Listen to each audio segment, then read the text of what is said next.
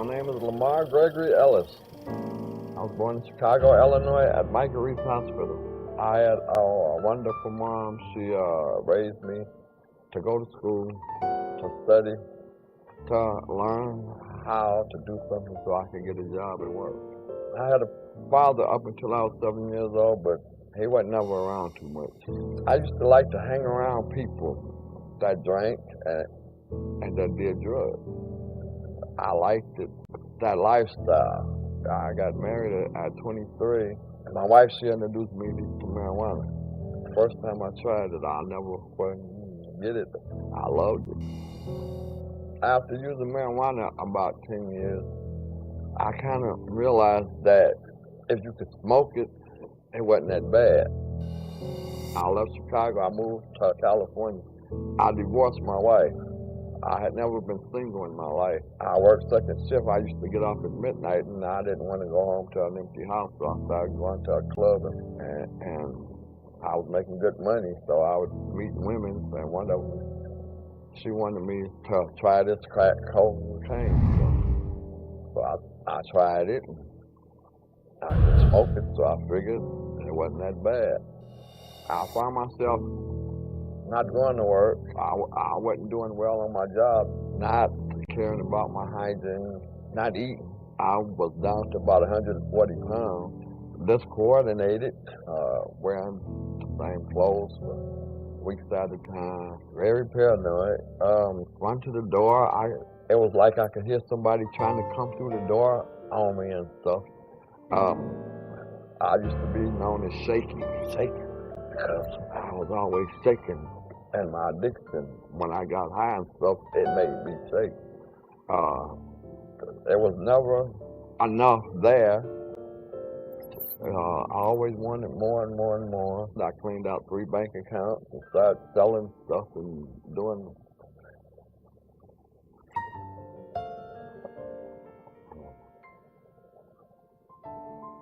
I was stealing from myself. I was messing up my life, you know.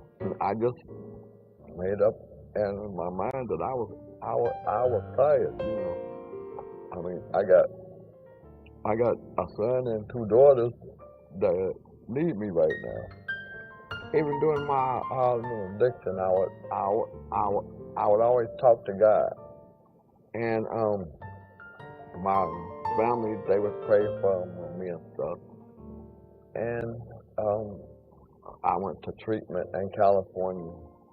I came back to Chicago. I went to treatment here. From there, I would move to a recovery house. When I wasn't in a recovery house, I was living in a hotel room, and not a very good hotel.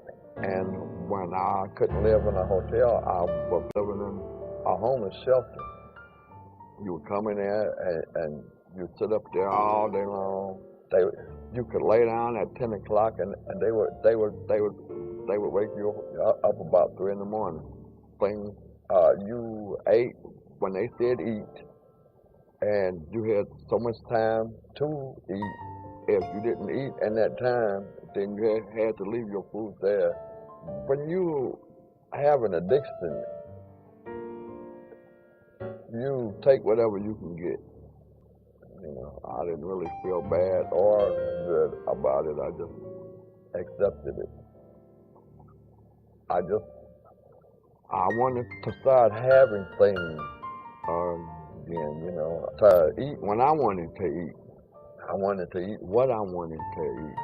I wanted to be able to watch television when I want to watch television. I wanted to be able to wake up when I want to wake up. Go to bed when I want to go to bed, you know. I wanted to get into a church. So people at the Lord Savior, they friendly. I get a lot of positive advice here. Other members that call me up just to say, how are you? How you doing? What's going on? And that makes me feel like a person. I have a pastor that I love dearly, as a brother and a friend and a pastor. If he see me straying off, he calls me in his office and he sits me down right away. Pretty much what our vision is to be able to get people out of the shelter from the homelessness, change their environment, and put them in a setting that will be able to enhance their spiritual growth so that we can assist them as much, empower them so that they can get back on their feet and be able to return back to the community. We've seen a lot of people from having challenges with alcohol, prostitution. Some of them they have problems psychologically. My name is Tomika Rana Olasenge. However, people call me Tommy. I love the human resilience in our members with the struggle that they go through, and still they can give the little that they do when they come to service. And I like to see them succeed and be part of that when they do get their jobs and when they do move on in life, when they do self-actualize. So that's one of the most rewarding things in the ministry. You know, based on the testimony and some of the things that some of our members have experienced, they will be able to tell you more how we've been able to make impact and changes in their life. We serve over about 150 people every week with warm meal. And when I'm talking about warm meal, we're talking about quality food. Many times when people come into our ministry, they see us having service and they see us feeding people and they think that that's where it stops.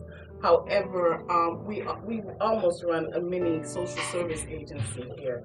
A lot of times our clients are suicidal. We get calls at 1, 2 o'clock at night trying to persuade them not to commit suicide. A lot of times our members relapse, and the shame that's associated with relapse, they find it difficult to come back. We have many people who are HIV positive.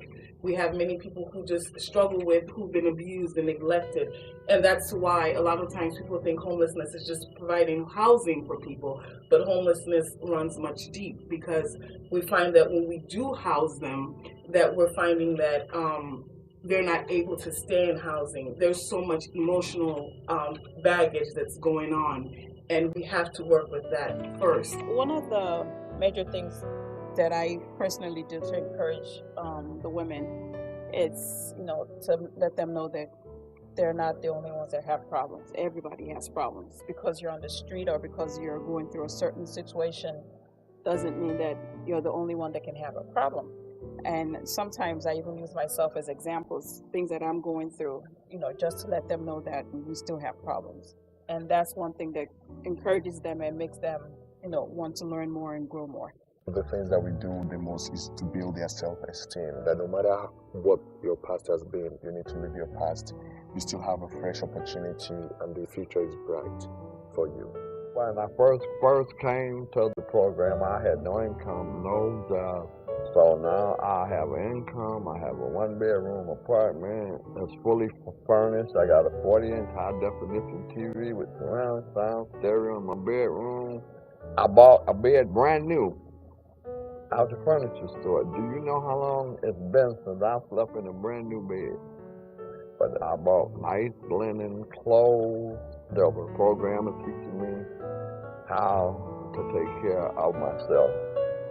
And it's also teaching me how to try to give back of some of what I got. My son, he found me over the internet under Jesus House.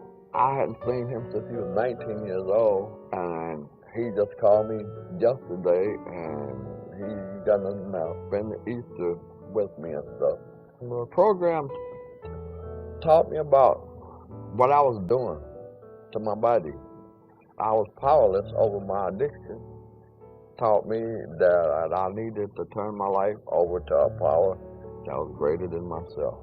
I have normal conversations with God like I do anyone else. Today, I can actually say that I do have a relationship with Him. I needed to be a responsible person. Church members that keep telling me I need a wife, but the relationships that I've been through and my addiction, that's something that I'm gonna have to work on. Wow, they helped me a lot, but also coming to the Lord's table keeps me going.